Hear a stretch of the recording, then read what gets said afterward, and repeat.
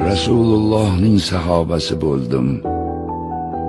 U zot mendan rozi bo'ldilar. Abu Bakrga do'st bo'ldim. Unga itoat qildim. So'ng Abu Bakr vafot etdi. O'lgunicha itoatda bo'ldim.